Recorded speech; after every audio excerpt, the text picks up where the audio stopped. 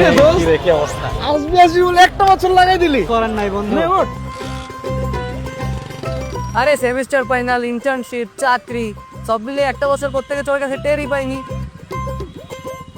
তোর কথা বল, ভাবি কেমন আছে? গাবি? কিসের গাবি? কি রে, ব্যথা পাইছস?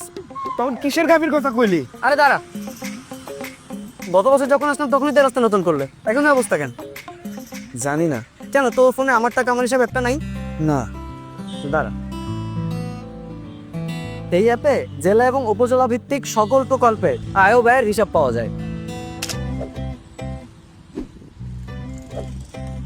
আমি এখনই এই অ্যাপ দিয়ে সকল অভিযোগ সংশ্লিষ্ট কর্তৃপক্ষের কাছে জানিয়ে দিচ্ছি।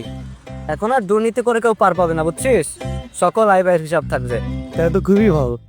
এভাবেই আমরা নিজেরাই বাংলাদেশের আয় ব্যয়ের প্রতি সচেতন হব। নিশ্চিত হবে স্বচ্ছতা ও জবাবদিহিতা। আগামী নির্বাচনে দাঁড়িপাল্লার পক্ষে দেওয়া আপনার ভোটেই তৈরি হবে জবাবদিহিতামূলক ও দুর্নীতিমুক্ত বাংলাদেশ।